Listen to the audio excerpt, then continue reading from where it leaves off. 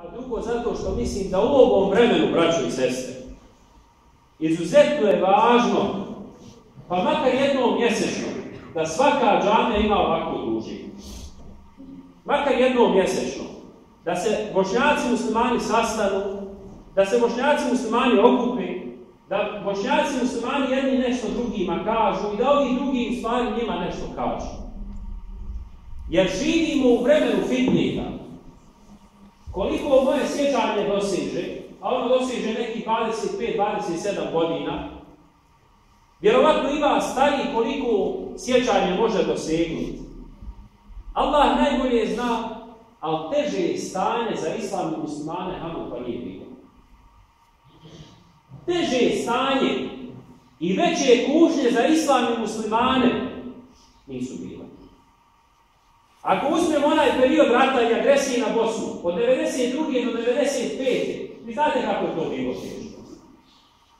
Ovi stari, ovi mlađi ne znaju kako. Kada avion gore, kada je bacao kasetne bombe iznad nas, kao nebo da se otvara. Kao nebo da se otvara. Ili oni dum, mecik, ne znaš, on ga puca otuda, a ti imaš osjećaj da ti za leđa puca. Tada je bilo teško za nas u Bosni. Iznimno teško.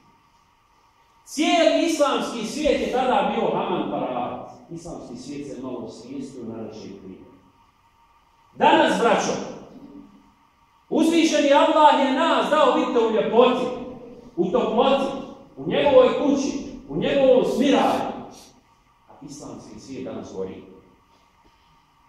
Islamski svijet nikad nije gorio u pisanoj historiji kao danas.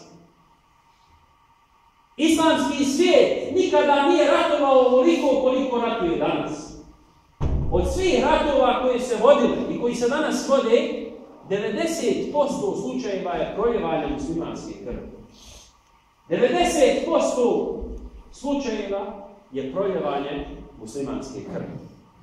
I zbog toga je iznimno važno da u ovim trenucima, da u ovim uvjetno rečeno napetim situacijama čak u nas u Bosni, vratite pažnju šta se u Bosni sve dešava.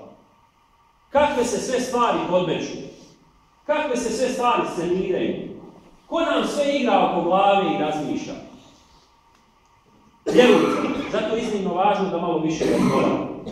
Zato je iznimno važno da se više družimo i pogotovo da se družimo u Allahove kuće. Da dolazimo u Allahove kuće, da kažemo ono što nas se tiče i da budemo sredbenici poslanici prvo ovdje. I da džamija ima svoju funkciju. Kako je bila naša zadaća, braćo i sestre, da pravimo Božije kuće, tako je zadaća ovih Božijih kuća. Tako je zadaća naših kolega, imama, hafiza, pa i nas u Debnica, da izgrađujemo dalje vijek. Jer ako ne bude toga, tada u stvari džamija nema puno smisla. Džamija tada u stvari nema puno